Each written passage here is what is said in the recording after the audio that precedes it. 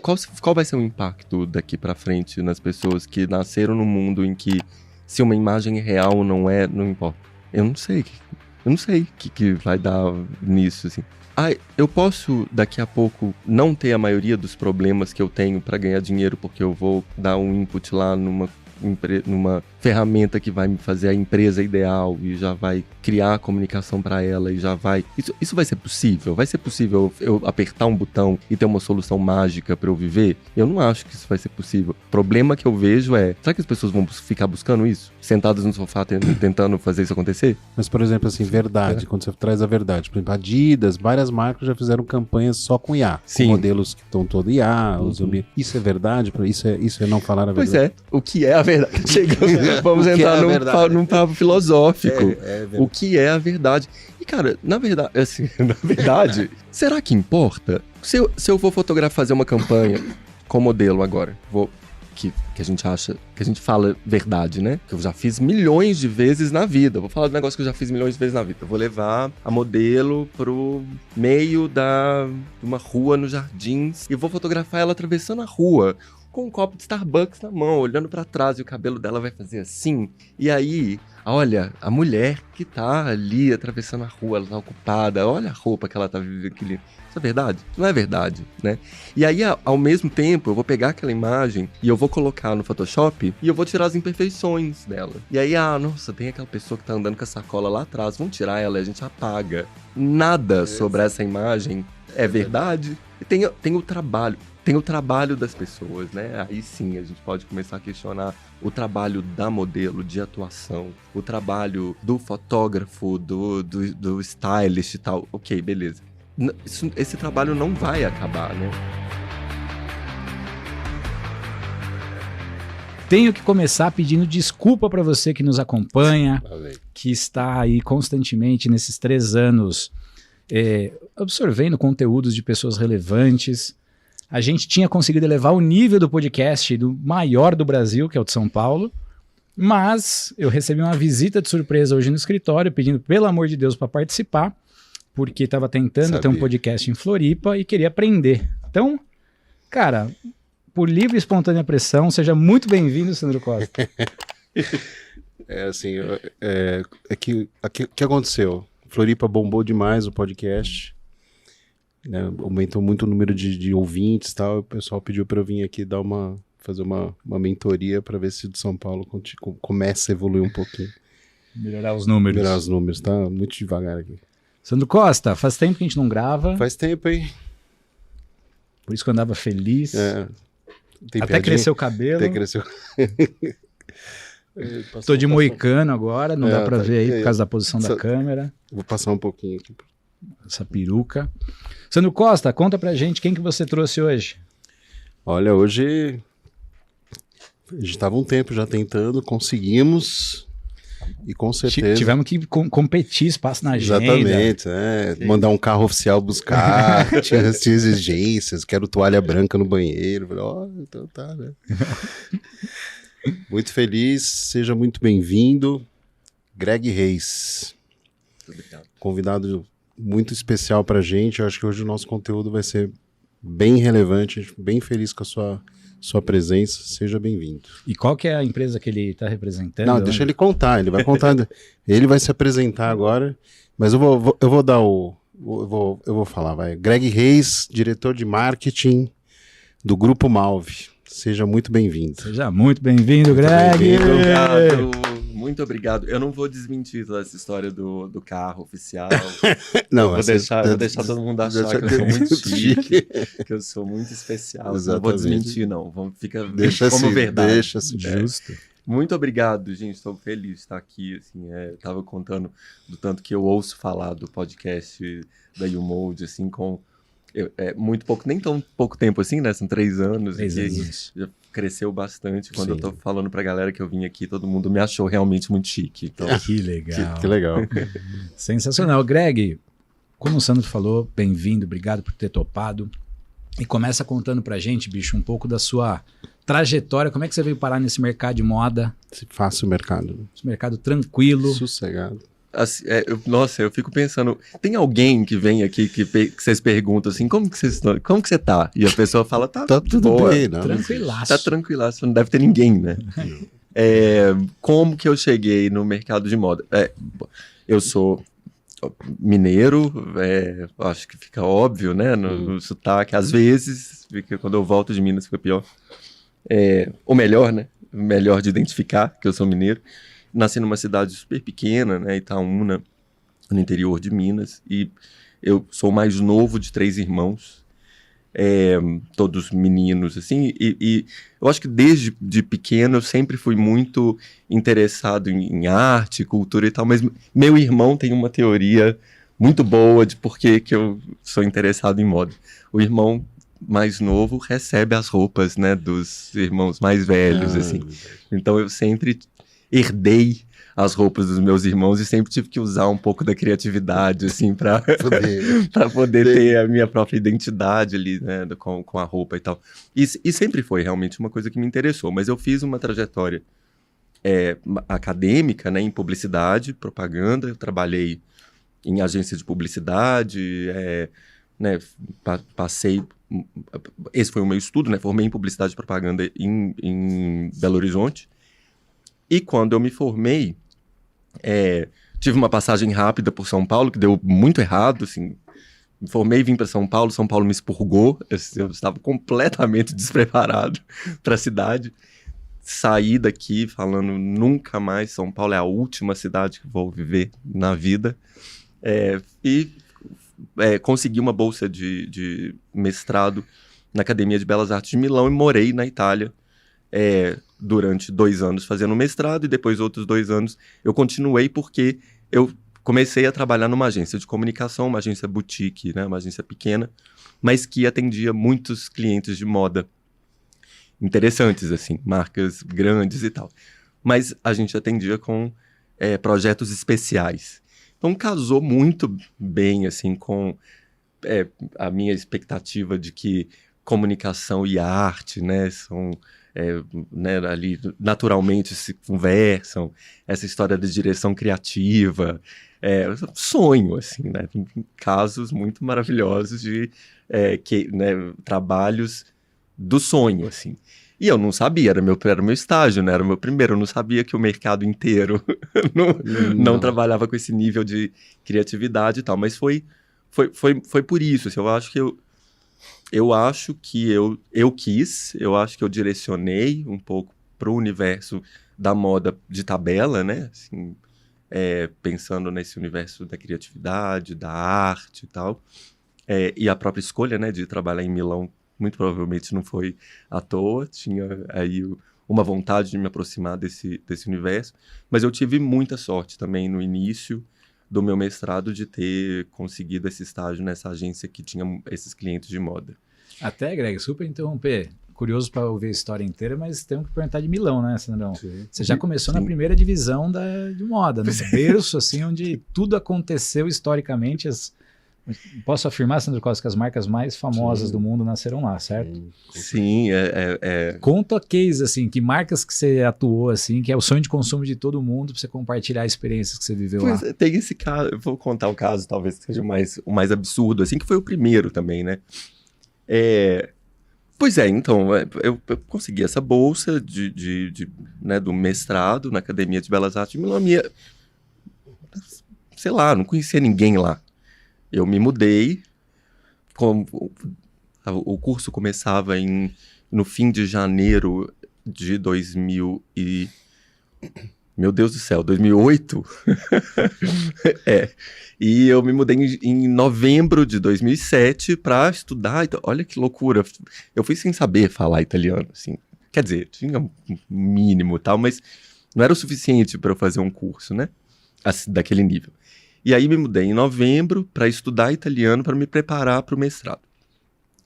E aí, assim, nos primeiros momentos ali, eu já identifiquei que a cidade respirava uma coisa que para mim era muito legal, né? Que era essa história da moda, essa história desse movimento que tem... Que Milão é muito diferente também de uma cidade tipo Paris ou Nova York, que tem ela não é tão...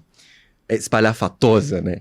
A coisa é um pouco mais industrial, talvez, assim, é um pouco mais dura e tal, mas obviamente tem a história da elegância, né, do italiano, essa história um pouco que a gente fantasia também, né? A gente vê o que a gente quer ver, né? Então, juntou um pouco do sonho que eu tinha, da imagem que eu queria ter e da realidade lá, mas com o tempo eu fui entendendo que, tipo, poxa, eu acho que eu posso contribuir com esse universo aqui, né? Não sei porquê, mas também não me intimidou. Eu acho que é um pouco da ignorância da juventude também, né? A gente, sei lá, quando você tá jovem, você acha que você pode, aí você vai, eu acho que tem um pouco disso também. Mas eu realmente tive muita sorte. Eu tive um professor de comunicação que era o dono dessa agência, né? Que se chama GoLab, que era a agência que eu acabei trabalhando. E ele via meus trabalhos e falava, cara, interessante, que legal, passa lá na agência. E eu passei na agência um pouco achando que era para ver, ou que era alguma coisa que ele, sei lá, né, para conhecer e tal. E ele falou assim, a gente tá precisando de estagiário, você não quer... Assim, sei lá, eu acho que foi dentro ainda do meu primeiro ano do mestrado. Caraca. Então eu tive muita sorte. Mas, não é fácil, né? Tem a barreira do idioma, a barreira de um, né, mercado Sim. que você está aprendendo e que já é a primeira divisão. Eu acho que tem a história de você ser... Primeiro, né, ser estrangeiro já é uma coisa que já é difícil, né? A barreira do idioma e a barreira também um pouco do preconceito, que apesar do brasileiro, né, ser muito bem recebido porque... vocês são felizes, e aí o futebol italiano também, e aí o futebol, e aí que eu não entendo nada de futebol, não jogo futebol, então eu tava constantemente frustrando as pessoas que falavam, você é brasileiro, futebol. Apesar disso, a gente fica nisso, né? Na hora de fazer, sei lá, um projeto muito interessante, ou de me colocar numa posição legal, peraí, cara, ele é o brasileiro que... Ele é divertido, né? Ele sei lá... Então, tem essa barreira desse preconceito, assim, também. Mas é difícil também porque a própria cidade, o próprio mercado da moda, ele é muito fechado. Ele não vai te absorver tão rápido, assim, né? Mas, realmente, eu tava, igual você falou ali, você começou na primeira divisão. Essa agência, por ser uma agência boutique e uma agência que estava fazendo projetos muito especiais, a gente também era um pouco visto como... a galera muito criativa dentro do universo de comunicação para moda. Então eu não estava numa agência de publicidade comercial, assim. Então a gente, sei lá, conhecia os melhores clubes da cidade, as melhores baladas e tal. E de repente eu tinha acesso livre a um lugar que eu nem entendi que era tão exclusivo. Eu não entendia que era tão exclusivo. Para mim era um pouco meio que... Sabe esse negócio mesmo? Não pode ser. O normal, assim. Não pode ser que eu vim de Itaúna e de repente eu tô aqui numa balada histórica que Andy Warhol frequentava na área VIP. E na verdade, no fim das contas, aqui não é, sei lá, me fazendo de humilde, não. Mas na verdade, no fim das contas, também eu super me diverti, claro. Me aproveitei. Mas não era um negócio que... Sei lá, não era um negócio que eu fazia a conta, assim, de que, tipo, olha que foda que eu sou porque eu tô aqui. Não enchia seu ego. Porque, no fim das contas, eu era o primeiro a chegar na agência, eu abri a agência às 7 horas da manhã e era o último a sair. Eu tava constantemente morto de trabalho. E isso que me importava, né? Era dar o sangue. Aonde eu me sentia muito importante era na agência. Sensacional. Eu falava que foda que às vezes eu falava assim, gente, tô me deixando ficar aqui. E eu também não fazia a conta do tanto que eu estava trabalhando e entregando pra agência, coisas diferentes que eles não estavam pensando, porque também eu era um estrangeiro, né? Então teve essa experiência na Itália, foi muito legal, também para esse sentido, para eu me despir do sonho que a gente tem, daquela expectativa de moda, né? Sei lá, meio que é cheio de ideias mirabolantes também, e partir para uma ideia prática do que realmente importa, do que a galera realmente faz, o que o dia a dia é composto, né, de quem trabalha com comunicação de moda, mas ao mesmo tempo tem essa coisa que eu também estava num lugar e que o job nunca mais foi igual. Falei que eu ia contar. Eu tô me falando demais. É isso que é pra fazer? Isso que a gente quer saber. Tá bom.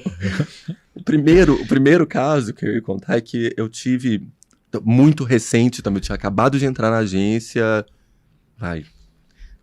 Eu devia ter uns 3 meses de agência. Que para um estagiário que tá começando ali, então é nada, né? Mas eu já estava atendendo, junto com o meu chefe, eu estava atendendo a Diesel. Só Diesel. Exato, E assim, achando super legal, mas ao mesmo tempo eu não tinha muita noção da proporção da coisa. E eu sabia que a gente estava fazendo projetos paralelos pequenos também. Então, assim, a Diesel ia lançar um jeans com uma costura que brilha no escuro.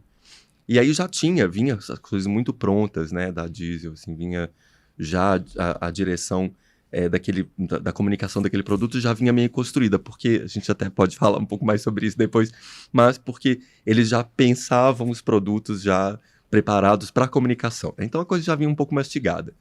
Mas aí a gente partia para a ação de ativação, o que ia fazer na loja, como que ia ser o catálogo, e o catálogo nunca era um catálogo, sabe? Tinha que chamar um fotógrafo, artista para fazer um negócio. Tá. Então, eu sabia que era um negócio pequeno, meio paralelo, assim, então eu não estava intimidado pela proporção de que o trabalho ia tomar, porque eu sabia que eu não ia para outdoor da Diesel, né? Enfim, a gente estava trabalhando na semana de moda para o lançamento para a imprensa da nova coleção da Diesel e da Diesel Black Gold. E a coisa se consistia em uma montagem do produto no escritório da Diesel, no último andar do escritório da Diesel em Milão. É um salão de festa gigantesco, assim. Não é um salão de festa, é um galpão gigantesco e tal. E aí, era uma montagem com percurso para que as pessoas da imprensa visitassem cada área, né, como uma exposição de arte, mas fossem impactadas pelo produto e pela temática daquela coleção. E acontece que no dia anterior ao evento em si, que era o dia da montagem, o meu chefe tinha um casamento, ele era do sul da Itália, tinha um casamento no sul, e ele meio que foi e falou: Greg, você toma conta? Falei: claro que esse moço não vai me deixar numa roubada. Sozinho? Claro, vou. E quando eu me vi, tinha uma parte da exposição que a gente tinha desenhado era uma ideia de ter um carro queimado de cabeça para baixo, com fumaça saindo e as roupas em volta, assim. E é isso que era muito louco. Porque vinha o briefing, vinha o tema, e aí eu fazia a pesquisa e falava: cara, ia ser muito legal se tivesse um carro queimado. Ótimo, bora, vamos fazer. E falava: cara, como faz agora? Sabe? Ninguém perguntou do budget, quanto quer custar, vai. E aí, de repente, eu me vi sozinho com uma permissão de ocupação de solo público, com um guindaste gigante no meio de Milão, responsável por um carro queimado, sendo guinchado. Sabe quando você... Da Diesel. 25 anos, menos até 24 anos de idade, meio taquicardia. E aí deu tudo certo. Chega um momento em que os executivos da Diesel vão chegar para ver a montagem da exposição. Já estava a maioria das coisas prontas, eu super orgulhoso de mim mesmo. E aí o diretor de marketing foi passando por cada uma das etapas que representavam as temáticas dentro da coleção. Tem isso aqui e tal, né? E aí ele virou para mim e falou assim: mas cadê a parte da Revolução Industrial? A gente tem essa temática em... O quê? Coisa, né? E aí eu falei: cara, tá sendo feito ainda, porque a gente tá esperando o material chegar. Menti. Porque eu pensei: claro que o George, o meu chefe, claro que ele sabe, né? Então vou ligar. Merda. E o cara não atendia, ele tava lá no casamento, né? Não atendia, não sabia o que fazer. A única coisa que eu tinha eram uns pallets que os objetos foram carregados para a exposição, e um andaime que a gente tinha montado, porque tinha também uma escultura de vidro. Eu peguei os pallets, empilhei os pallets, desmontei um andaime, isso com a galera, né? Assim, com os trabalhadores lá: a gente precisa resolver isso aqui. E fiz, sabe esse jogo de palitinho? Uhum. Assim? Fiz um jogo de palitinho gigante, enfiando os pallets, assim, né? Enfiando as coisas do andaime no pallet. Vesti os canos do andaime, assim, com as roupas e tal. Falei, cara, que coisa, que pessoa louca que eu sou. Mas é isso. Agora eu preciso ter um storytelling pra isso. E aí chega um moço, olha assim... Ele falou, Revolução Industrial, cara, essa coisa do metal, né? Falei, ó, foda. Eu suei frio. No dia seguinte, aí o que aconteceu foi que meu chefe bebeu demais no casamento, Itália, né? Bebeu demais no casamento, não conseguiu chegar e tal. E ele chegou no dia seguinte, viu a Revolução Industrial lá, me olhou, falei, Revolução Industrial, aqui. E a partir daí, como foi muito cedo na agência, a partir daí foi uma coisa tipo, cara, você virada de chave total. Salvou um negócio super interessante, super importante pra gente, que ele tava obviamente sentindo, hoje eu entendo, né? Tipo, ele tava se sentindo super culpado de não estar lá e tal, e eu salvei o dia. Então, eu com 23 e 23, 24, estagiário nessa agência lá em Milão, de repente eu estava atendendo a Diesel. Por causa desse dia da Revolução Industrial. Então, só um dos casos. Sensacional. Muito legal. Mas aí você ficou quanto tempo nessa experiência, tanto na agência, ali em Milão? Quanto tempo durou essa? Foram 4 anos no total. Na agência eu fiquei... Porque o que aconteceu? Eu fiquei 2 anos e meio na agência, e aí 1 ano e meio eu saí porque eu não estava conseguindo me dedicar ao... O mestrado ia durar 2 anos, né? Só que eu não conseguia terminar a minha tese. E aí eu falei, cara, eu preciso terminar esse negócio. Chegou um momento que eu pensava, cara, será que eu deixo esse negócio? Mas eu sou muito nerd, eu sou muito certinho, assim. Aí eu falei, não, eu vou dar um jeito de fazer uma outra coisa que não me toma tanto tempo. E fui trabalhar em restaurante, lavar copo e terminar o mestrado. E aí eu fiquei 1 ano e meio ainda, mas assim, aí tem isso, assim, aí o contato com a agência não acabou, e aí meus amigos eram a galera da agência ainda, aí eu vim pro Brasil, depois eu vim pro Brasil, eu ainda continuei fazendo alguns projetos para eles e tal, então é um negócio que terminou, mas não terminou. Assim. Criou uma relação. Foi bem legal. E foi um início que me deu muitos insights pro que eu faço hoje, mas completamente uma experiência muito fora da curva, né? Muito dessa... Que eu acho que hoje nem existe mais tanto, sabia? Mesmo em Milão. Mesmo em Milão. Eu acho que essa liberdade, assim... Até essa história do chefe que vai pro casamento e bebe muito e não vai... Eu acho que até isso nem existe muito, assim.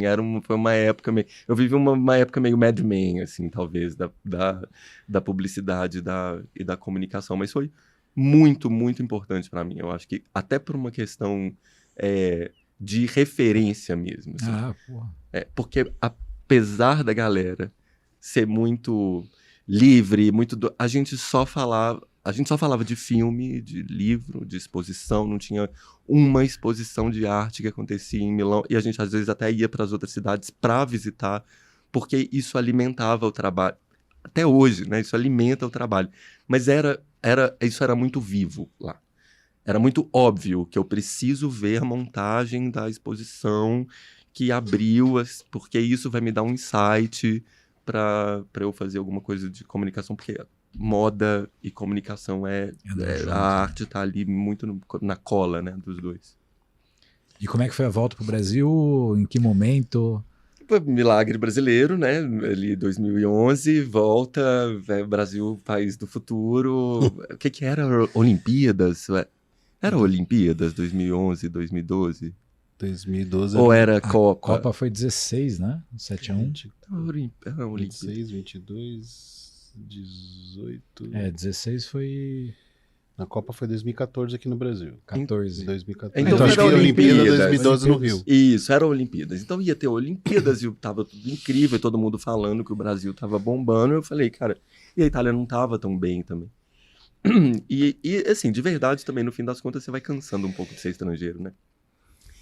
E foi isso, assim. Aí eu decidi, quando eu terminei o mestrado, né, entreguei minha tese, E aí decidi voltar porque eu já tinha um trabalho na PUC como professor. Porque eu fui fazer o mestrado um pouco já sabendo que eu poderia voltar e ter esse espaço aberto ali na PUC Minas. Né, antes de formar, eu me aproximei muito desse universo acadêmico, dos professores. Então, a galera falou, vai, volta. Quando você voltar aqui, procurar a gente de volta, a gente vai fazer acontecer. Então, e realmente, eu fiquei 3 anos como professor na PUC Minas. Sensacional. Mas aí, na PUC, você estava exclusivo PUC... Ou em que momento que você voltou a atuar no mercado de moda no Brasil? Por onde você começou? Cara, foi também por causa da Itália. Porque o que aconteceu? Eu continuei ainda fazendo freelas, mas assim, né, até eu voltei para Itália 2 vezes, assim, para terminar trabalhos ainda que eu continuei fazendo lá. Mas eu estava em Belo Horizonte também, então eu acho que, sei lá, eu lembro muito bem de tentar, assim, até me aproximar de algumas marcas. Mas não posso nem dizer que é resistência. Eu acho que o que eu tinha também, que eu trouxe como experiência, era muito difícil de compreender também. Era muito difícil de casar, né, com, sei lá, marcas que têm um objetivo muito comercial e tal. Não conseguia muito conversar sobre a experiência que eu tinha, o que eu poderia aplicar. E aí, né, falando um pouco sobre os freelas e tal, com um conhecido lá da Itália, ele falou, olha, tem um amigo no Brasil, italiano, ele tá morando no Brasil, e ele tá desenvolvendo um negócio novo, um app, era, sei lá, boom dos apps, assim. E aí eu acabei fazendo um trabalho de design gráfico, vim aqui para São Paulo para fechar esse job, conheci um amigo dele que tinha uma agência, e o cara falou, tô precisando de designer, você não quer trabalhar? Eu falei, quero. E vim para ficar o fim de semana e fiquei. E aí eu trabalhei numa agência de aplicativos, assim, era uma coisa meio... Era um início realmente do boom dos apps, assim, que foi super importante para mim, porque eu aprendi muito sobre o universo digital aí. E na sequência, não durou 6 meses, veio a Amaro. Que legal. Veio o convite para Amaro, uma startup diferentona que tá acontecendo. Lá em 2013, 14, isso. 2013, exatamente. E como é que foi essa experiência? Não, peraí, calma. Eu voltei em 2011, 13, 14... Não, ali já era 2015. Na Amaro. E a Amaro estava começando. Começando, startup total, assim. Nem chamava Amaro na época, né? Mudou de nome enquanto era esse primeiro início. E foi muito maravilhoso também. De novo, eu acho que é uma experiência que talvez não acontece muito, né? Assim, uma empresa com aporte estrangeiro, né? Sócios que não são brasileiros, mas que resolvem apostar no Brasil, eles também, né? Nessa história, nosso Brasil tá aquele BRICS, né? Tá crescendo e tal. Foi a primeira marca de moda 100% digital. Hoje, quando a gente fala de omnichannel, parece uma bobagem. Na época, a gente precisava explicar para todo mundo que é omnichannel, porque é um conceito muito diferente. E eu acho que o mais legal da Amaro foi: olá, você é a pessoa responsável por comunicação. Aqui a gente tem uma pessoa trabalhando aqui no computador que faz um pouco de tratamento de imagem e tal. Lá em cima a gente tem umas máquinas de fotografar e um fundo na cozinha. Bora, vai lá. E era um negócio, se vira. Foi meio isso, assim mesmo. Claro que tinha todo um plano, né? Mas foi construir do zero mesmo o que era um processo, um fluxo, construção de equipe. E esse teste direto, né? Eu fotografava uma campanha, eu fotografava um grupo de produtos, colocava no site, a gente fazia a leitura, no dia seguinte tinha, olha, isso aqui funcionou, isso aqui não funcionou, tá bom, vamos fazer o ajuste agora já. Sabe, era um negócio, startup tem um pouco disso, assim, né? Inclusive, também um pouco viciante, né? Eu acho que se eu já tinha uma tendência workaholic, aí foi, né? Eu acho que em muitos casos, assim, de você ficar um pouco preso nesse fluxo, porque é um fluxo muito interessante de viver também, né? Então, sei lá, eu lembro de chegar também 6, 7 horas da manhã para abrir estúdio, começar a fotografar e ir embora meia-noite, 1h da manhã, porque além de fazer, né, acompanhar a sessão de shooting e tal, eu ainda tratava as imagens, eu fazia o banner do site, e aí depois eu ia fazer as mídias, sabe? Tinha 1, 2 pessoas aí. E aí essa coisa, e aí não sei se vocês, é difícil isso, né? Não existia mídia de vídeo disponível, assim, para você colocar no e-commerce. E a gente tava muito querendo, né, a ponta das coisas e tal. E, cara, vamos abrir o Premiere aqui. Era isso, assim, tá, deixa que eu faço, então, por causa do meu background de design, eu já tinha feito algumas edições e tal. Deixa eu ver aqui como é que eu posso fazer um banner do site em vídeo. Vamos ver, quem é que tem essa tecnologia? A gente quer que os produtos também tenham um vídeo lá. Foi a primeira empresa que eu vi isso acontecendo. A gente teve que buscar um parceiro lá, não sei aonde, que estava começando a testar esse negócio. Então foi muito legal, foi um aprendizado muito interessante, assim. Mas bem pesado também, né? É um trabalho que depois, no fim das contas, ele vai te... Se você não tomar conta, né? Do tanto que você tá trabalhando ali, ele vai te minando. E eu acho que foi um pouco isso também. Assim, a Mário foi uma empresa incrível de trabalhar. Incrível. Mas eu acho que ela chegou num momento, assim, que eu falei, eu acho que eu já... Sabe quando você pensa assim, eu acho que eu já dei tudo que eu tinha que dar aqui. Eu acho que eu já me esvaziei aqui. E eu acho que é outro aprendizado, né? É super importante a gente saber a hora que você... sim, total. E quanto tempo você ficou lá? Foram 3 anos também. 2 anos e meio. Vai. Aí depois veio a... E depois, na sequência, veio a Shoulder. Caraca, você só passou por lugar que... Não, eu tô louco pra chegar na última, porque já tem uma pergunta dessa jornada, ótimo. A Shoulder foi um presente na minha vida, cara. Foi assim, inclusive, beijo pra todo mundo da Shoulder. Shoulder é um lugar de gente muito boa, assim, faz roupa boa, gente boa que faz roupa boa. Eu tinha um amigo, uma conexão ainda de Minas também, que trabalhava na Shoulder, e quando eu tava já sentindo que eu já tinha me esvaziado na Amaro e tal, eu mandei uma mensagem pra ele, falei, cara, tô precisando de gente na Shoulder. E te juro, foi o meu primeiro contato que eu fiz querendo, né, alguma outra coisa. Ele falou, Tom, deixa eu, sei lá, vou conversar aqui dentro. E foi muito uma coincidência que eu perguntei na hora certa. E aí eu fiz algumas entrevistas com o pessoal de lá e foi meio que, sei lá, sabe quando dá match, assim, paixão à primeira vista.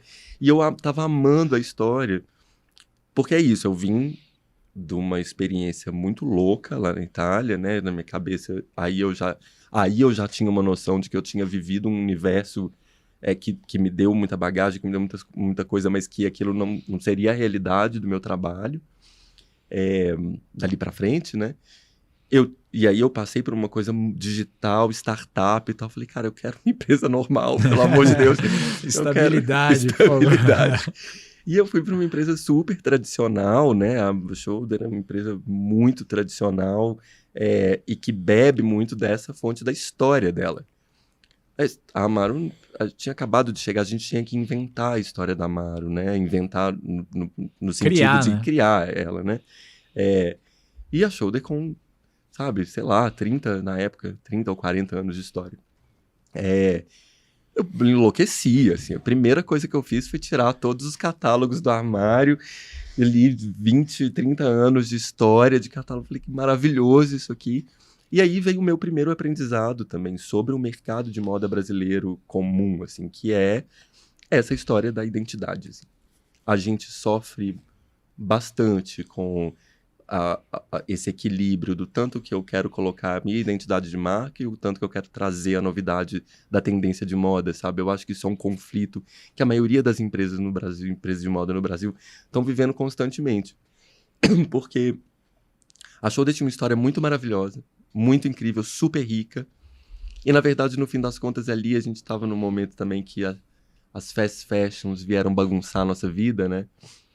Que é o perigo da gente ir para as NRFs da vida e ver as novidades e querer aplicar absolutamente tudo e tal.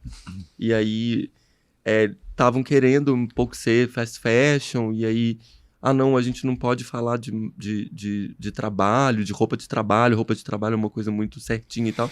E, na verdade, no fim das contas, a Shoulder nasceu nos anos 80 para vestir a mulher que estava entrando no mercado de trabalho. Uma história maravilhosa. E ainda tinha também, na época, esse boom do discurso feminista mais pop, assim, que estava rolando, né? O empoderamento feminino estava, né, começando a tomar corpo, assim.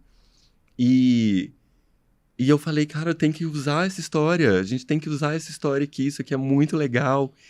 E foi muito maravilhoso, porque, na verdade, eu acho que todo mundo ali abraçou também essa ideia. Eu lembro com muito carinho desse momento, assim, que uma transformação, às vezes, é o aprendizado de que, às vezes, você dá um passo para o futuro, é exatamente você valorizar o seu passado, né? Isso usei pra vida, assim. Reforçando DNA com força. Isso. Porque, cara, assim, você nunca vai fugir de quem você é, né? É isso, eu acho que isso vale para pessoas e vale para CNPJs também. Porque quando a gente fala de identidade de marca, né? Vamos lembrar do que é uma identidade, né? Tem ali sua foto, sua imagem, mas tem também de quem é seu pai, sua mãe, de onde você veio, sua assinatura. E não dá para reinventar, né? Não dá para reescrever absolutamente tudo. Então, e a potência que tem quando você... na vida, quando você assume quem você é, mas também isso vale para a marca também. É muito potente quando você assume quem você é, quando você abraça sua essência, seu potencial maior, assim. Você entra em estado de flow e é só empurrar na ladeira. E aí foi quanto tempo lá de Shoulder e o que aconteceu depois? Aí foi um crescimento muito interessante também, porque aí eu aprendi o que era trabalhar numa empresa corporativa, né, com, sei lá, né, até bobagens, mas até a história das reuniões, né? Eu nunca tive isso na vida, assim, era lógico, né, na Amaro já tinha e tal, mas eram coisas muito diferentes, mas até essa história mesmo do corporativo, né? Os protocolos, né? Os protocolos e tal, e aprendi também aí foi o aprendizado, eu já tinha toda a experiência do digital ali, né? Da experiência de ponta que eu tive com a Amaro. E realmente, assim, sei lá, hoje eu vejo coisas acontecendo que eu falo, mas por que eu sei disso? E é a experiência que eu tive na Amaro. E juntar isso, né, com a história do varejo físico de anos, né? Que a Shoulder tem um trabalho muito maravilhoso de VM, de cuidar da loja, né? De cuidar das vendedoras e tal. Então, eu tive ali esse tempo de aprendizado e depois, no fim das contas... Então, tem esse, sei lá, um ano e meio, 2 anos disso. E depois eu vou ter mais um ano meio me aproximando do estilo, assim, da construção de produto, da construção de coleção, porque isso foi um pouco me encantando, assim. Foi um negócio meio que...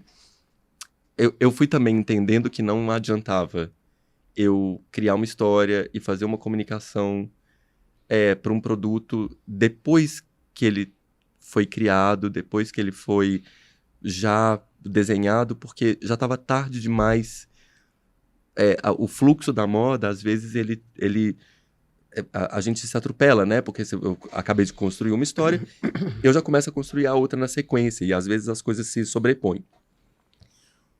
E aí eu tenho marketing, aliás, eu tenho o trabalho do estilo, eu tenho o trabalho de construção de produto.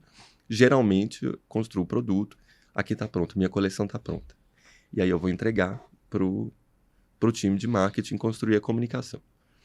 Eu comecei a empilhar essa história, assim. Eu comecei a invadir, e é literal, tá? Eu comecei a invadir as reuniões do estilo. Gente, o que vocês estão fazendo aí? Não, a gente está vendo aqui a coleção de tricô. Que legal. Nossa, tem essa novidade e tal. E aí eu já começava a viajar em como que aquilo ia ser comunicado, sabe? Como que a gente já poderia colocar aquilo na comunicação. Em muitas empresas, claro, né? Em muitas empresas, eu até falei da Diesel. Em muitas empresas isso é natural. Uhum. Mas nas empresas... a empresa de moda comum, né? Aqui do Brasil, a que está ali nesse fluxo comercial mesmo, assim, ela geralmente atende uma outra lógica. E comecei a ver que era muito legal eu já começar a pensar na coleção, na construção desde os primórdios. Porque às vezes tinha uns insights assim também, tipo, cara, e se a gente fizer esse produto desse jeito, a gente pode fazer o vídeo dele. Tá? Você já conecta o storytelling completo. Né?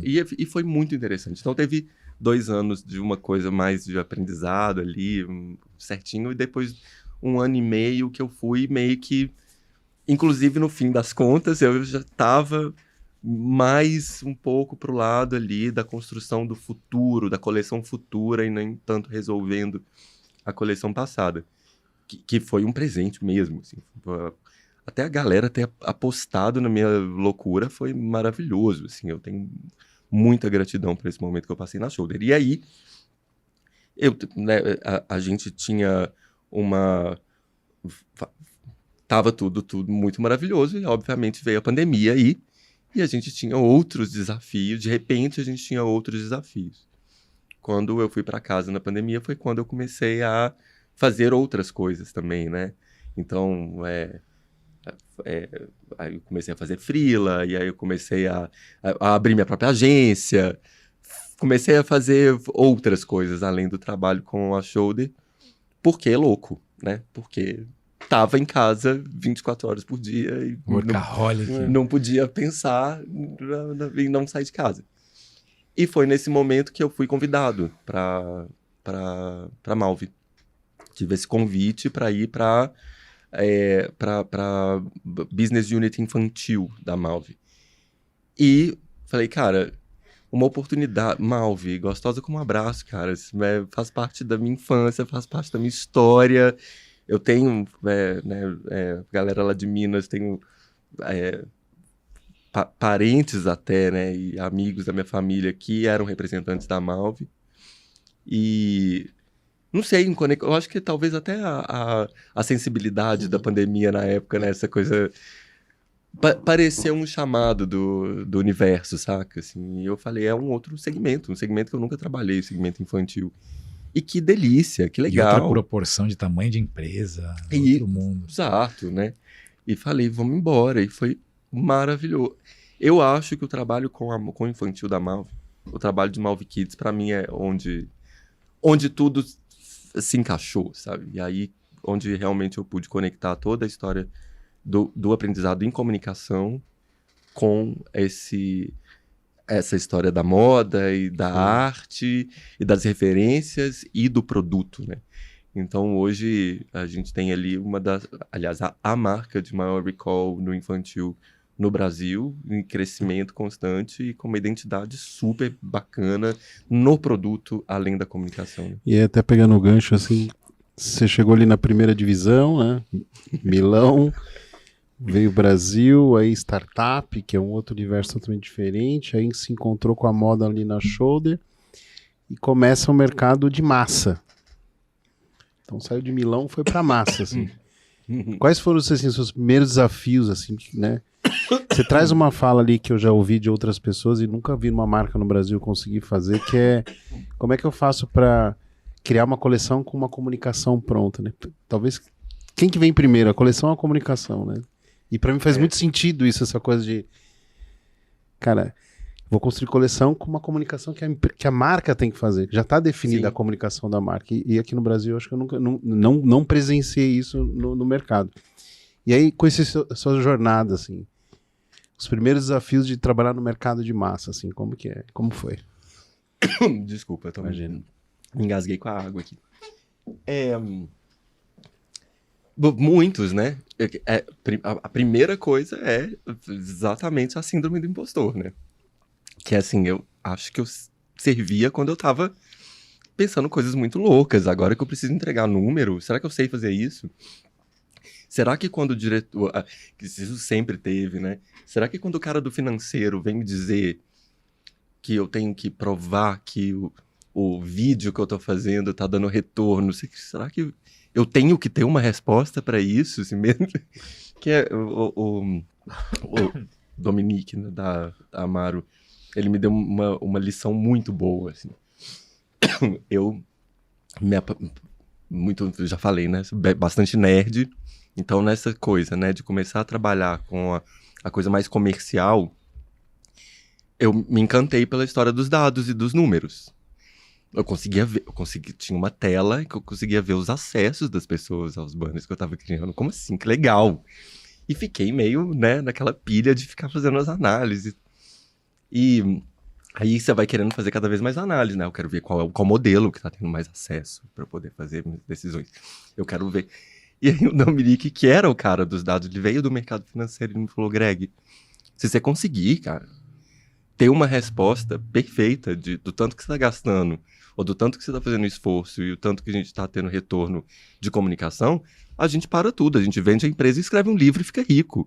Isso não existe, o que você tá querendo dizer. O que você tá querendo, né? E o próprio dono da empresa me falando isso, porque, cara, no fim das contas é isso, assim, todo o processo, todo o fluxo de comunicação, a gente não consegue ter uma visão de impacto-retorno tão limpo assim, né? Tão puro. A jornada do consumidor hoje, né, a gente já ouviu o termo aí, a rave do consumidor, hoje não é muito, né, uma coisa tão causa e efeito, né? Os dados são importantes, a leitura é super importante, eu acho que tem coisas que a gente consegue ter controle e dizer assim, olha, eu fiz isso, então deu nisso, assim. Mas a gente não consegue ter sobre tudo que a gente faz. Tem os intangíveis. Né? Tem os intangíveis e tem também essa história, né? Eu vou colocar um banner na loja e aí no dia seguinte eu vou fazer a leitura. Se entrou mais gente ou entrou menos gente. Se foi um dia de sol, um dia de chuva, será que isso não impacta no tanto de gente que entrou ou não entrou? Quais são as variáveis que eu tenho que olhar, né? E eu acho que isso ficou muito claro no momento que eu me apaixonei pela leitura dos dados, dos números, eu me achei muito sob controle de tudo. Depois ficou muito claro que as duas coisas são importantes, né? Eu acho que se a gente for pensar também no qual o benefício de ter tido essa história toda, né? É exatamente o equilíbrio. De pensar que tem um momento em que eu vou sentir a marca, que eu vou usar a minha intuição. Que eu acho que nessa altura do campeonato eu já sou bom de intuição, de saber o que né, quais são até os produtos culturais que eu vou me apoiar para fazer a comunicação daquela marca, para onde que ela vai, qual que é a carinha dela, qual que é o tom de voz e tal. Eu acho que tem um pouco de estudo, mas tem um pouco de intuição. E tem um momento em que eu vou aplicar isso e que isso vai virar dia a dia da marca, e aí eu vou fazer a leitura. E aí eu vou me basear em dados. Mas eu acho que isso foi a maior dificuldade, né, de entrar no mercado de consumo mesmo, assim, foi encontrar esse equilíbrio. Porque eu não podia nem ir tanto para um lado e deixar a história para trás, que era o que eu tinha, né, para agregar, e nem dizer, não, olha, aqui a gente tem que... Quer dizer, poderia também, né? Eu acho que tem, sei lá, tem muitos lugares hoje que são muito interessantes dessa moda de luxo também, né? Que é um pouco mais livre. Mas nunca foi o meu desejo, assim. Meu desejo foi impactar a gente, foi trabalhar na coisa meio do popular mesmo, assim. Me veio uma curiosidade agora que eu acho que é um grande desafio das marcas nacionais. Eu trabalhei algumas, né, que fazer coleção e atender todas as diversidades do nosso país é muito difícil. Sim, muito. Comunicar também não é... Comunicar também é difícil. É possível. Então, assim, você estava contando as histórias lá atrás, eu estava lembrando, assim, na década de 90, 2000, as marcas, tipo assim, o foco era ter catálogo, revista e outdoor. Uhum. Hoje a gente está numa complexidade muito maior, né, do consumidor. Uhum. A Malve é uma das marcas, acho que mais nacionais do que a gente tem no Brasil. Sim. Né? Então, como é que é esse desafio de comunicar nessas diferentes culturas que a gente tem, né? Hoje a gente tem 250 milhões de possibilidades de veículos, né, também para conversar, né? Influenciador, mídia social, digital, físico. Uhum. Como é que é isso hoje? Qual que é a tua visão em relação a comunicar um país tão... Eu nem falo que é país, né? É um continente, né? Tão com diverso, cara. Eu não sei como fazer isso. Tem essa resposta, não. Mas eu acho que tem uma coisa super legal Bom, a Malve está em 80% dos municípios brasileiros, né? Meu Deus. É um negócio, esse é um impacto absurdo. E eu posso dizer como que ela fez. Como que ela chegou. Se a gente for pegar o exemplo da Malve, né? São 56 anos de relacionamento. A gente está nesses lugares por conta do relacionamento do representante. Eu acho que isso é muito importante, assim, o trabalho que foi feito. É claro que você estava falando ali, né, dos anos 80, 2000. É claro que a gente conhece a Malva Gostosa como um abraço por causa da televisão também. Mas isso é impossível de fazer hoje, porque a televisão era o único meio que o Brasil inteiro se juntava na frente dela, né? Hoje, quanto que eu precisaria gastar para ter o mesmo impacto? E talvez nem teria, né? Eu acho que a atenção dispersa, né, da galera. Mas, enfim. Então tem essa história desse investimento em mídia, assim, que teve ali nos anos 80 e 90, mas o sucesso, né, de estar no Brasil inteiro se deve muito a relacionamento. A Malva é uma empresa muito de relacionamento, de contato, da conversa, do representante chegar no lojista e falar como estão os seus filhos, como está a sua esposa e tal. Eu acho que tem essa coisa bem do Brasil mesmo, bem do brasileiro, vamos tomar um cafezinho. E isso dá um insight pra gente também, né? Quais são as novas versões do vamos tomar um cafezinho? Quando a gente fala de criar comunidade, gente, se você não fizer a relação do criar comunidade virtual com criar uma comunidade de verdade, né? Não vai funcionar, né? Porque o que as pessoas estão interessadas em conversar? Elas querem se juntar em volta de qual tema? Isso é criação de comunidade, isso é a mesma coisa, né? É o mesmo princípio. Eu, hoje, estou apostando muito nas conversas, nas trocas, assim, seja em qual canal for, né? Então, essa história, quando a gente fala, por exemplo, do trabalho com influencers, né? Do trabalho, sei lá, eu quero que as pessoas começam a conversar sobre ou o produto, ou a marca, ou assuntos que estão em volta, né? Ali. Por isso que trabalhar com infantil é muito legal, cara. É muito, muito gostoso, assim. Eu amo sempre, né? Trabalhei com moda adulto e tal. Eu acho que tem muitos exemplos, mas é mais fácil de pensar, assim, como que eu vou respeitar um assunto que é universal. É tudo muito diverso. Falar do mesmo jeito com, sei lá, o norte do país e o sul já é muito desafiador, mas tem assuntos que são universais, tem desejos que são universais, assim, então... Eu queria dar uma provocada. Tem um tema que você trouxe que eu acho que é super relevante, essa coisa do relacionamento, principalmente do representante com o lojista ali. Quando a gente vê o movimento da indústria no mundo, a grande dor da indústria é, cara, como é que eu falo com o meu consumidor também direto, né? Sim. Então a Natura fez esse movimento, as empresas automobilísticas estão fazendo esse movimento, a Volkswagen aluga carro direto ao consumidor final, a Tesla é um outro case. E a gente, na moda no Brasil, a gente vê um movimento da indústria não ter tanta dependência do representante e querer ter contato com o lojista, né? A gente tem contato com grandes indústrias centenárias que falam, cara, quem tem o nome do dono da loja é o meu representante. Eu não sei quem é. Quem sabe é só o meu representante.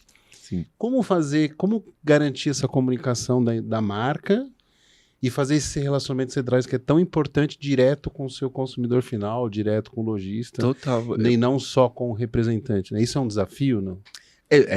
É um desafio, mas eu acho que tem tudo na história da consistência, assim, porque se você parte do pressuposto também que o seu relacionamento mais importante é com o seu consumidor final, porque no fim das contas, o que a gente está fazendo?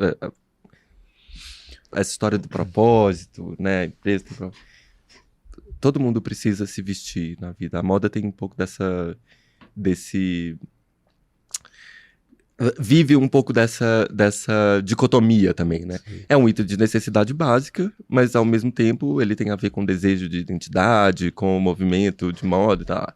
Então, mas você pode, né? A conversa pode girar em torno da praticidade, né? Ou do movimento da moda. Enfim, fiz essa digressão para dizer que, no fim das contas, é o cliente final. Que o seu propósito é o cliente final, vestir alguém, né? Seja para a pessoa falar da identidade dela, ou seja para um atributo mais prático, né? E no infantil você tem dois desafios, né? Você tem que convencer a criança e o pai que vai comprar. Exato, quem é meu cliente no infantil? Isso é super, e é muito legal de trabalhar essas duas coisas. Depois eu posso falar até um pouco sobre a estratégia que a gente tem nesse sentido.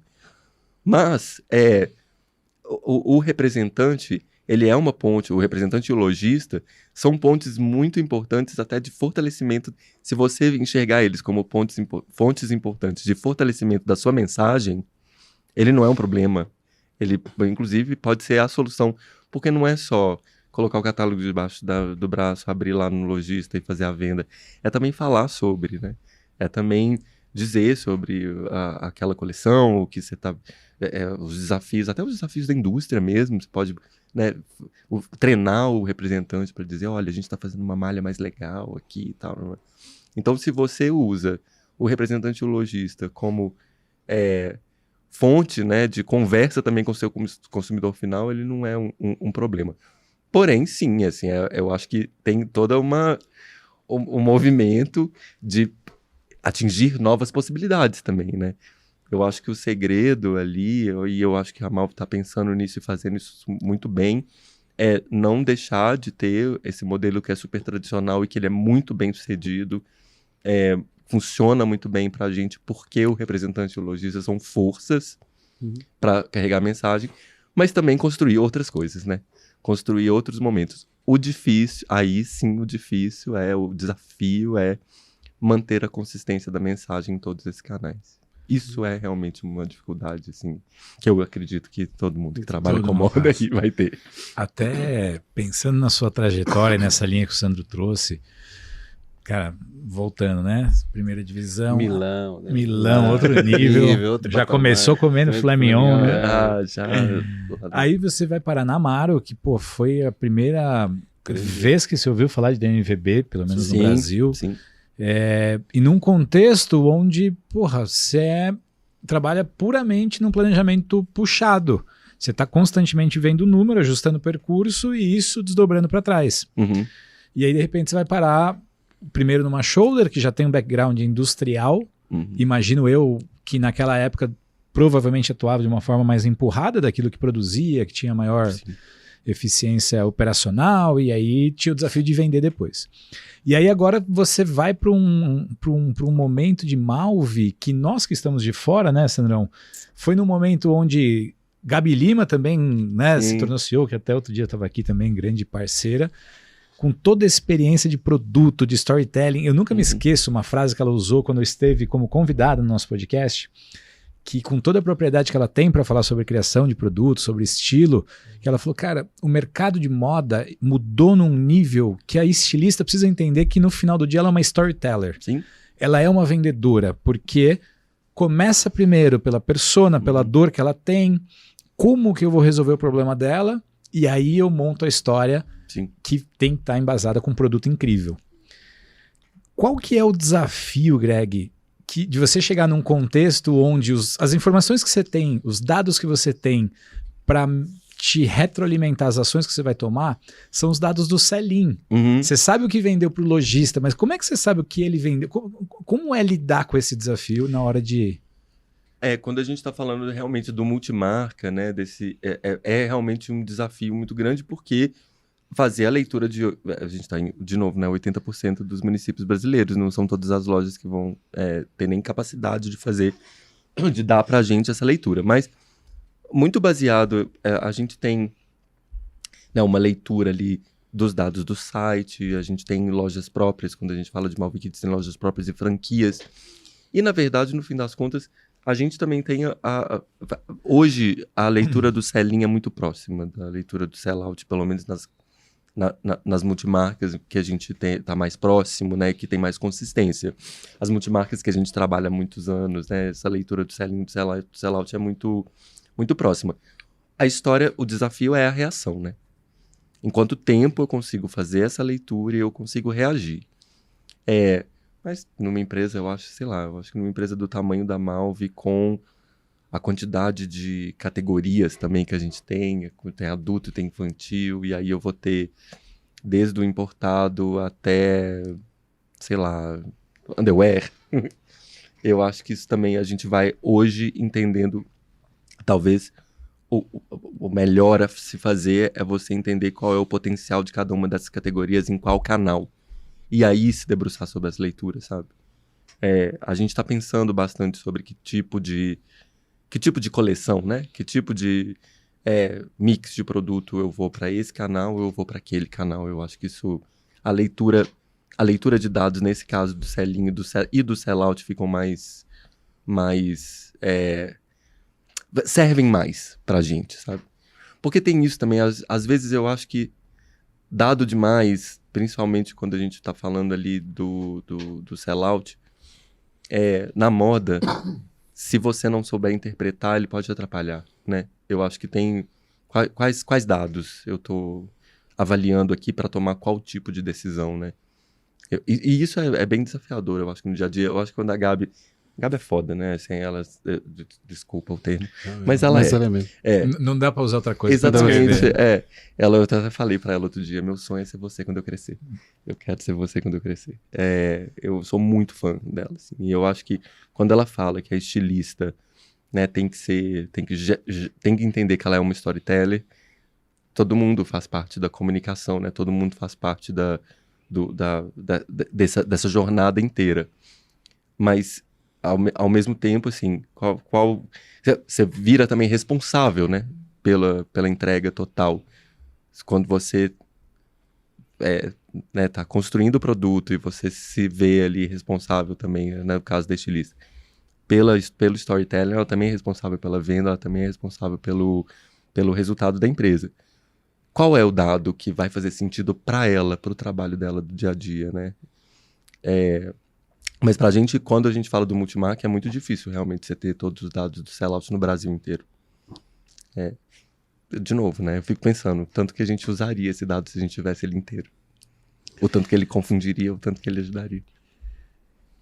Eu tenho uma curiosidade, assim, eu queria entender de você, o que é comunicar bem hoje, na sua visão? E você tem algum case da Malve que você pode compartilhar, que você fala, puta, esse a gente foi matador, assim, no teu pensamento de comunicação. Tem alguns, assim, nossa, o que é comunicar bem? Bom, sim, eu sei, eu acho que é comunicar bem. Eu acho que é quando você atinge quando você move alguém, seja no momento ou quando você planta uma ideia na cabeça da pessoa, e partindo de um ponto de vista verdadeiro e original. Isso é comunicar bem. Quando você entende a sua originalidade, o que você tem de diferente, você planta uma ideia na cabeça do cliente ou você move ele para fazer alguma coisa, aí você comunicou bem. Às vezes não é imediato, né? Às vezes é só uma ideia mesmo. Mas isso é uma ótima comunicação. Eu falo da história da originalidade porque a gente tá vendo o mercado lançando o inverno agora, né? Então, ontem eu tava lá no Instagram vendo a maioria das marcas lançando conteúdo do inverno. São todos iguais. A gente se baseia muito na leitura de tendência internacional e às vezes tá falando da diversidade do Brasil, né? A maioria das marcas está aqui em São Paulo ou no Rio de Janeiro, a gente acaba sendo envolto por um universo que mascara a gente, que a gente acha que o mundo é isso aqui, que o Brasil é isso aqui, não é, tem muitas outras coisas. Mas ao mesmo tempo eu também acho que fazer um vídeo, né, em que a estilista ou a pessoa responsável pelo estilo tá lá falando, a minha marca, ela respeita a diversidade e o estilo das nossas clientes. Tá, qual marca não faz? Me fala uma coisa diferente, me fala uma coisa de original, me dá uma informação de quem você é realmente, assim, né? E eu acho que esse vídeo que foram lançados, claro, todos funcionam, né? Senão não tava todo mundo lançando. Pode vender uma jaqueta amanhã, pode vender um vestido amanhã, mas acabou por aí, né? Pra mim, uma comunicação boa é uma comunicação que ela gera uma conversa. Ela vai começar uma conversa. E sem perder de vista o DNA, que é um ponto que você bateu bastante, né? Sim. Que é isso também. Eu acho que a maioria das empresas talvez tenha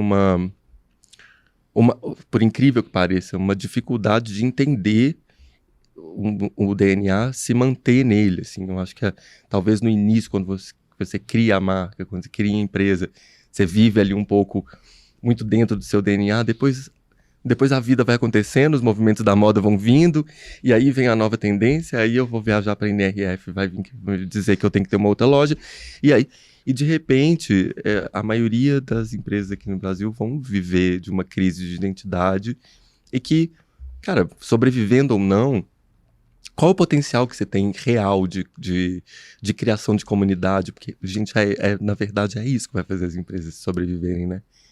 Que tipo de grupo de pessoas você vai ali estar junto com você? Isso só a originalidade pode trazer. E esse ponto, tem uma parte da pergunta que você fez, que a gente já volta nela, que eu acho que a minha vai ser muito melhor do que a que você fez a segunda. Não, mas é que eu fiquei curioso mesmo. Você comentou da NRF. National Retail. Eu sempre erro assim. Você comentou, você como comunicação cada vez mais dispõe de ferramentas, tanto para absorver informações, quanto, cara, esse mundo de IA que te possibilita criar coisas numa velocidade ímpar. Como que você está lidando com esse mundo de IA? O que você enxerga que a IA já impactou a tua realidade como comunicador, como diretor de marketing? E o que você acredita que tem de espuma na IA que não necessariamente ainda também gera o valor que as pessoas imaginam? E aonde você acha que esse trem vai parar? Cara, eu sou apaixonado por isso. Eu acho que é uma ferramenta muito interessante. Eu acho que toda essa conversa, que pode até ser real mesmo, né? Assim, os perigos do futuro, essa história, eles vão dominar e matar a gente enquanto a gente estiver dormindo. Sei lá, não importa. Não importa se é real ou não é. O que importa é que agora, nesse momento, a gente está vivendo um negócio muito interessante, cara. A gente criou uma ferramenta digital, né? Um robô, uma coisa que pode ajudar a gente a compilar todo o conhecimento que a gente já criou para dar ideias, para dar insights. E aí é que eu acho que mora o perigo. É achar que eu usei a IA para fazer o que eu vou entregar. E nem sempre isso vai funcionar. Eu acho que, por exemplo, eu vou fazer um painel de referências do mood da minha próxima comunicação, da minha próxima campanha. Usar IA para isso é muito legal. Mas aí ele vai me dar as referências que eu preciso. E depois eu vou partir para a produção, né? Para campanha, para comunicação, porque no fim das contas é a originalidade ali do que eu estou fazendo que importa. A não ser que a ideia seja fazer com IA. Se for comunicado isso, se for, olha, eu quero fazer um vídeo com IA porque eu quero criar esse universo que não existe, sei lá. Isso é muito legal, né? Eu acho que teve uma vez, de madrugada, eu tava com insônia, e eu vi um desses desenhos da Disney, lá do B de 1940, que era um vídeo curto, uma historinha assim, que era sobre os carros. Quando os carros foram lançados, era desenho animado, né? Então era o julgamento dos carros. Uns montes de carros nos bancos de réu, assim, e o juiz falando, porque a culpa... E quando os carros começaram a ser mais populares, um monte de acidente, né? Galera atropelada e tal. E aí o finalzinho do desenho a culpa não era dos carros, era de quem estava dirigindo, né? Para mim, eu acho que fala muito sobre qualquer inovação tecnológica. Eu acho que todo problema que a gente entende com IA, na verdade, é um problema humano, né? É um problema de quem está ali atrás. Na veia. Exatamente. E eu, assim, mas o que você me perguntou, o que eu estou vendo de muito legal? Para a criação de imagem, eu estou vendo coisas muito interessantes de soluções. Para mim, é a história da praticidade e de resolver coisas para o dia a dia. Eu vou desdobrar cento e não sei quantas mídias para colocar ali para o e-commerce. Cara, não é um trabalho nem digno para um designer ficar desdobrando isso. Que bom que a gente tem uma ferramenta que pode entender todas as informações e fazer desdobramento. Ótimo. Sei lá, eu acho que tem até a IA generativa, né, mesmo, que vai criar modelos e colocar... Eu acho isso muito interessante. Porém, tá aí. Se eu for fazer o prompt para criar esse modelo, se eu for dar um input ali para criar esse modelo... Você falou da história do Brasil, né? Que legal se eu tiver uma ideia de que eu quero ter diversidade, eu quero que aquela modelo represente a diversidade do Brasil de alguma forma. Qual é a ideia do humano que está por trás, né, daquilo? Eu acho uma ferramenta muito maravilhosa e depende de como que a gente usa. Sensacional. Acho que a gente tem falado um pouquinho de IA, né, Sandro Costa? Mas na tua leitura, assim, Greg, tem o lado incrível da IA, né? Uhum. Você enxerga algum risco imediato, de longo prazo? O que você enxerga que a IA tem um lado B que não necessariamente hoje a gente consegue... A história da verdade, né? O que é verdade, o que não é, eu acho que...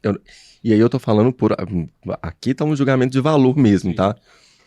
Qual vai ser o impacto daqui pra frente nas pessoas que nasceram num mundo em que se uma imagem é real ou não é, não importa? Eu não sei. Eu não sei o que vai dar nisso, assim. Eu posso, daqui a pouco, não ter a maioria dos problemas que eu tenho para ganhar dinheiro, porque eu vou dar um input lá numa ferramenta que vai me fazer a empresa ideal e já vai criar a comunicação para ela e já vai... Isso vai ser possível? Vai ser possível eu apertar um botão e ter uma solução mágica para eu viver? Eu não acho que isso vai ser possível. O problema que eu vejo é... Será que as pessoas vão ficar buscando isso? Sentadas no sofá tentando fazer isso acontecer? Mas, por exemplo, assim, verdade, quando você traz a verdade. Por exemplo, Adidas, várias marcas já fizeram campanhas só com IA. Sim. Com modelos que estão todo IA, Isso é verdade?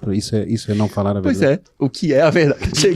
Vamos entrar num papo filosófico. O que é a verdade? E, cara, na verdade, assim, será que importa? Então, é isso que eu... Se eu for fazer uma campanha com modelo agora, que a gente acha, que a gente fala verdade, né? Que eu já fiz milhões de vezes na vida. Vou falar do negócio que eu já fiz milhões de vezes na vida. Eu vou levar a modelo pro meio de uma rua nos Jardins e vou fotografar ela atravessando a rua com um copo de Starbucks na mão, olhando para trás, e o cabelo dela vai fazer assim. E aí, olha, a mulher que tá ali atravessando a rua, ela tá ocupada, olha a roupa que ela tá vivendo, que linda. Isso é verdade? Isso não é verdade, né? E aí, ao mesmo tempo, eu vou pegar aquela imagem e eu vou colocar no Photoshop e eu vou tirar as imperfeições dela. E aí, nossa, tem aquela pessoa que tá andando com a sacola lá atrás, vamos tirar ela e a gente apaga. Nada sobre essa imagem é verdade. Tem o trabalho. Tem o trabalho das pessoas, né? Aí sim, a gente pode começar a questionar o trabalho da modelo, de atuação, o trabalho do fotógrafo, do stylist e tal. Ok, beleza. Esse trabalho não vai acabar, né? Eu lembro de uma aula também, ali falando sobre tecnologia e sobre inovação, de uma aula que eu tive na Itália, no professor dizendo assim, quando chegou a televisão, a galera falou que o rádio ia morrer. Botar a gente aqui fazendo podcast, né, no caso. Quando chegou o computador, a galera pode fechar as fábricas de calculadora. Não vai existir mais. Nada acabou. A gente vai empilhando as tecnologias e elas vão se ressignificando, elas vão fazendo outras coisas. Eu acho que vai ter sempre o lugar para a pessoa que é modelo. Talvez ela não vai ser a mesma coisa que é hoje. Que bom que também não vai ser. Eu acho que a gente também vamos pensar sobre essa história, né? O modelo. Existe realmente um modelo de ser humano? Tem uma cara que tem que ter? Ou será que a gente vai começar a ressignificar esse negócio também? O trabalho do stylist. Eu preciso dar o prompt para montar aquela roupa que a pessoa está usando. Quem é que vai fazer isso, né? Quem é que vai pensar, olha, eu tenho esses produtos físicos aqui, eu quero que junta esse com esse e tal. Será que não vai ser o stylist, no fim das contas, ele vai ser a pessoa mais importante, talvez? Eu acho que tem essas coisas, mas o risco que eu vejo é o que vai acontecer aí na esfera, talvez, um pouco mais, sei lá, política, ou até da relação com das pessoas, quando essa verdade realmente não importar, assim. Porque é isso, até a gente tá falando de imagem aqui, mas a gente pode falar de histórias também, né? História que eu conto, que é verdade, que não é. O vídeo, né, do fulano de tal, que falou não sei o quê, e aí aparece perfeitamente essa pessoa falando. As crianças que estão nascendo agora, elas vão crescer num mundo em que se é verdade ou não importa. O importa é que eu vi aquilo ali. Tá? Aquilo ali existe, né? Aquela imagem existe, aquele discurso existe. E eu realmente não sei o que pode dar nisso.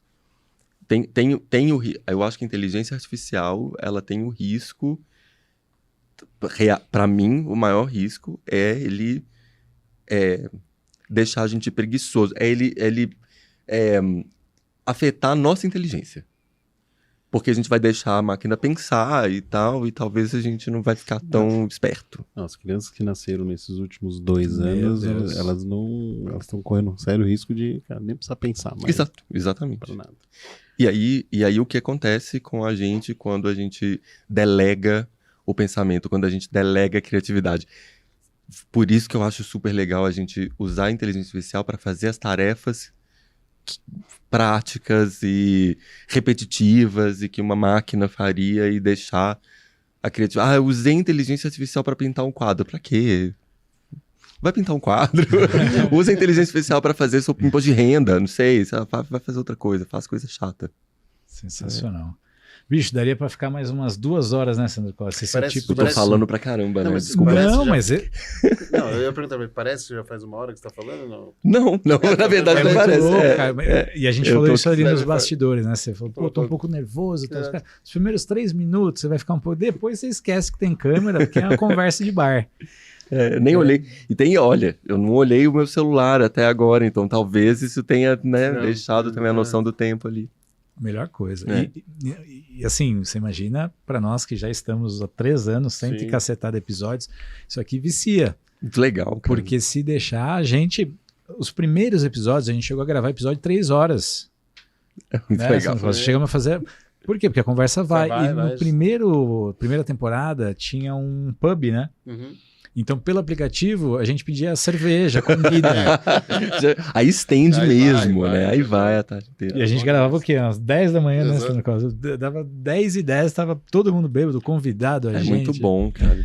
Bater papo é muito bom, né, gente? Então é a história da conversa. Eu acho que comunicação, ela é gostosa, ela é legal e ela funciona quando é assim, quando é conversa. Quando você faz conexão real, né? Exatamente. Sensacional. Greg, a gente sempre gosta de pedir para você deixar, para quem está nos ouvindo, alguma referência de conteúdo, de canal que você costuma consumir, quer seja um livro, quer seja um podcast, onde você busca informação e o que te provoca hoje. Cara, assim, vocês até me fizeram essa pergunta. Eu deveria ter vindo mais preparado para isso. Mas, assim, eu acho difícil deixar. Vou ser bastante honesto aqui, assim. Eu acho que eu vivo no meu trabalho de não ter preconceito com as referências, assim, de pegar um pouco de tudo. O que eu fiquei pensando quando eu assisti os episódios também, eu sabia que esse momento ia chegar, era de falar exatamente isso, assim. Eu acho que para quem trabalha com comunicação, principalmente para quem trabalha com comunicação de moda, queria deixar esse recado aqui. A coisa mais importante é a gente não ter preconceito de onde que a informação vem, mesmo, assim. Criatividade é eu pegar uma informação que está aqui no universo e juntar com uma informação que está num universo completamente diferente e criar um negócio novo. Se a gente fala assim, é só aqui que eu vejo, ou é só aquilo ali e tal, e eu ia repetir aqui também um monte de coisa que a gente não cria coisa nova. Eu acho, tem, sei lá, descobrir um streaming novo, sabe? Sei lá. É uma coisa legal. Abre uma... Tá, vou pegar uma referência legal aqui. Tem um show, um seriado novo que se chama Efeitos Colaterais. se eu não me engano, ele é da Max, HBO Max, que é um desenho animado para adultos, não para adultos porque tem temas sexual, não, as temáticas são temáticas de adultos, assim. E eu falei, cara, animação, sabe, quando você tem... E a partir do momento que eu tive um wiki, eu falei, então vamos lá, então é isso aqui que a gente vai ver. Esse aqui? Exatamente. Eu acho importante ver, para quem trabalha com comunicação, para quem trabalha com moda também, como que uma mídia pode ser ressignificada, como que as coisas não são óbvias, como que uma história pode ser contada de formas muito diferentes, e como que no momento de inteligência artificial, e que é fácil eu gravar, fazer, a galera decide fazer um desenho animado que a gente sabe, né, que leva muito mais tempo, que tem muito mais coisa. Então, se alguma coisa te incomodar e te der um wiki, assim, se pergunte por quê. E vai ver. Não tenha medo da informação. Sensacional. Ele trouxe o negócio da criatividade. Eu vi uma frase de um filósofo, achei engraçado. Um cara falou, essa ideia é minha. Ele falou, não, isso é muito pretensioso. Você nunca deu uma ideia. Porque a ideia nada mais é que é um conjunto de coisas que você foi pegando, insights que você foi ouvindo e pum, veio uma ideia, não é tua. Exato, tá aí no ar, você catou só. Quanto mais você estiver capturando, né, mais chance de ter uma ideia você vai ter. Por isso que é legal ter referências, né? Porque quanto mais referências você vai ter, mais material você tem para trabalhar, para juntar esses universos diferentes, né? Vai botando mais ferramenta na caixa para sinapses. Sensacional, Greg. Saí pela tangente da sua pergunta, mas... Não, excelente, deixou uma baita referência. Já marquei aqui porque eu sou um tanto quanto viciado em série, então... Você vai adorar. E você, Sandro Costa, quer compartilhar alguma coisa? Fazer um fechamento? Não, eu acho esse ponto da IA, eu acho que é uma coisa que está trazendo uma série de reflexões para todo mundo. Ninguém sabe, né, o que de fato vai ser o futuro, né? Mas a gente tá fazendo a lição de casa ali, não tá, João? Vocês estão seguindo aí, né? Bastante, viu? A gente... Eu até, coincidentemente, eu fiz uma palestra no sábado passado para um grupo de executivos de algumas grandes empresas no mercado de moda, e era um curso específico de IA. E eu sempre gosto de provocar o inverso quando a gente vai falar sobre um determinado tema. E de forma pragmática, o primeiro slide é relatando casos e papers que estão saindo com força nos Estados Unidos, advogando contra a IA, mostrando diversos cases onde a IA não só não faz o que ela se propõe a, como financeiramente ela não se viabiliza. Aí, como assim? Você vai falar sobre os benefícios da IA e você começa falando sobre... Eu acho que é muito sobre o que você falou. A gente tem pouca clareza e certeza sobre o que vai acontecer. Mas a gente não pode romantizar e se apaixonar pelo que ela faz e tratar isso como é isso, e tudo que eu fazia e da forma que eu fazia não serve mais. A gente não pode perder de vista o que ela pode nos trazer de desafios e consequências. Então, partindo daí, nós como empresa temos testado tudo que você imagina, mas separado com muita clareza o que é só espuma, legalzice, a gente chama de legalzice. Isso aqui é legalzice, é branding, não é coisa para investir energia, tempo. Então, na nossa concepção, de forma pragmática, a gente está partindo da premissa de como que a gente faz cada vez mais para ajudar as marcas a vender o produto certo para o cliente certo, ofertando o produto certo, com o mínimo de estoque possível, com a melhor margem, de forma pragmática, sem inventar a roda. Aí sim, né, Sandro Costa, a gente desdobra. E tem umas coisas bem interessantes, desde a criação de imagem da modelo de uma forma extremamente realista e respeitando o que você tem de histórico, de padrão de luz, de look, de posição, de, enfim, perfil dos modelos, até de fato rastrear pelo comportamento de uso de sites, e-commerces e principalmente do seu histórico de compra, pelos atributos do produto, identificar produtos similares ou que compõem um produto que você já comprou recentemente e tudo mais. E também gerando insights, né, Sandro Costa, de oportunidades que você tem para otimizar o teu negócio, para melhorar a tua eficiência operacional e, naturalmente, fazer com que você tenha mais margem. Então, a gente tem muito orgulho de hoje poder bater no peito e dizer que a YouMold se posiciona como uma empresa que não esquece as origens, tem muita paixão por tudo que a gente construiu e a gente brinca que nós somos velha guarda no mercado, sendo muito mais do que eu. Bem mais velho. Mas a gente olha com muito carinho para o que está acontecendo, o que está por vir, e a gente tenta sempre apertar a tecla SAP, extraindo o melhor dos dois mundos, né, Sandro Costa? E você até trouxe o da NRF e tal, não sei assim, sei lá, de todos os nossos clientes, hoje a gente tem de quase 200 marcas, sei lá, 80% fala, Sandro, eu preciso botar alguma IA na minha empresa, porque agora IA é o... a bola da vez. Calma, senta, vamos conversar, vamos estruturar, e é o que a gente tem feito nas marcas, assim, de entender de fato, separar legalzíssimo do que realmente a gente vai conseguir gerar valor. E esse é o caminho que a gente tem enfrentado. Não é fácil, não temos tanta clareza do futuro, mas a gente já está fazendo uma liçãozinha de casa aí. Tá bem legalzinho, bastante coisa. Bastante novidade. Pra você ter uma ideia, cara, a gente acabou sincando várias IAs até transformar uma nossa específica. Hoje, os nossos episódios, todos os cortes, as pautas de blog, as pautas para rede social, são todas feitas em um clique. Então antes a gente levava semanas para fazer meia dúzia de cortes, agora, né, Sandro Costa? Ó, queremos cortes, por exemplo, de forma pragmática. Falamos sobre alguns temas aqui. Eu quero cortes do Greg em momentos onde ele contou um case legal de Milão. Tá, agora isso já vem num template que ele já sai o formato que a gente se comunica no tom de voz no Insta, no Face, no LinkedIn, que é outro, é mais para C-Level. Então, a gente 100% por IA, esse podcast aqui hoje se desdobra e toda a nossa distribuição de conteúdo. Você até separou, aqui ao vivo, né? Você separou semana passada os podcasts que você fez para você, isso é uma coisa que muito em breve a gente vai disponibilizar, Greg. Olha que foda isso, cara. Até lembramos da Gabi Lima, que ela foi uma das referências que a gente usou na hora de pesquisar. Bicho, nós temos 100 e cacetada episódios gravados.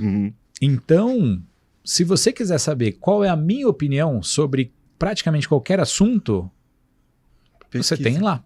Então o que a gente fez? A gente pegou 100 e cacetadas episódios, transcrevemos e aí, naturalmente, a gente clusterizou as informações e os temas, independente de qual episódio. E aí a gente provocou, tá, mas o que é moda? Perguntamos via IA. Segundo a Gabi Lima, que legal. Porém, há um outro ponto de vista que, segundo o fulano, ele faz um compilado das respostas que seus vários convidados deram. No fim das contas, vocês acabam com uma enciclopédia. Não, mas esse é o... É nisso que nós vamos chegar. Então, em breve, a gente vai comunicar umas coisas legais. E o que foi incrível? É nesse tipo de aplicação de IA que a gente é apaixonado. Então, transparência radical, eu não tô afim de ficar criando conteúdo no meu perfil profissional. Mas, bicho, se eu tenho 100 episódios, não é possível que não dá para extrair a minha opinião sobre alguma coisa? Sim. A gente está criando toda uma pauta dos sócios para a gente se posicionar na pessoa física em decorrência das nossas participações em episódios, gerando corte e tudo mais. Então, muito legal. Tem muita aplicação incrível e recomendo. Ao mesmo tempo... você que ainda não está explorando, pelo amor de Deus, essa não é a salvação do mundo, não é a única opção, mas ficar parado fazendo do mesmo jeito também não. Aliás, nunca, né? Nunca é a resposta. É muito legal isso, você está falando da história do corte, né? O tanto que a IA ajuda no ganho de tempo, né? Nossa. Eu acho que é o maior benefício total, assim, é como a gente pode ter mais tempo para depois ficar pensando, nós temos um mantra quando a gente vai para os nossos clientes, a implantação de projeto, que é como a gente faz para vocês transpirarem menos e inspirarem mais, né? Que eu acho que é o grande desafio das empresas de moda hoje. Total. Todo mundo olhando para a despesa, cada vez reduzindo o tamanho de time, tendo que fazer muita coisa, muita entrega e fazendo com que as pessoas transpirem demais na operação, fazendo coisas que não geram valor e no momento que ela precisa inspirar para fazer a diferença, ela não tem recurso, não tem tempo. Essa é a nossa missão. Sensacional. Então, Greg, muito obrigado. Muito obrigado. Foi um prazer revê-lo, aprender contigo. Você sempre com esse alto astral, essa vibe de um cara que sabe comunicar, né, Sandro Costa? Exatamente. Não é essa besta quadrada que nem nós dois aqui. Esses jagunços. Eu fico com a sensação de que eu falei demais. Assim, eu fiquei muito confortável, talvez. Tá vendo? Mas esse é o intuito, não foi tranquilo? Não, foi muito legal. Assim. A gente já se conhece há um tempo, né, Gil? Assim, eu acho que ajudou também, né, a ficar confortável. Mas eu vejo o podcast sério, falando sobre assuntos legais de um ponto de vista interessante também. Que é isso, assim, eu acho que moda é um assunto que a maioria das pessoas acha que tem interesse, mas na verdade quando a gente vai na raiz das coisas, né, do trabalho das pessoas do dia a dia, não é exatamente o que a galera pensa, assim, e eu vejo vocês tratando o assunto com muito respeito e muita profundidade quando a gente fala do trabalho do dia a dia do profissional de moda, assim. Então foi, sei lá, tô feliz, assim, da gente ter tido esse momento. Sensacional, Greg. Para nós, motivo de muito orgulho, muito prazer. Foi para isso que a gente criou essa bagaça aqui, né, Sandro Costa? Exatamente. Tudo bem. Você que ficou até o final, muito obrigado. Não deixa de curtir, não deixa de compartilhar. Não deixe de nos enviar feedback, sugestões de convidados, temas que você quer assistir.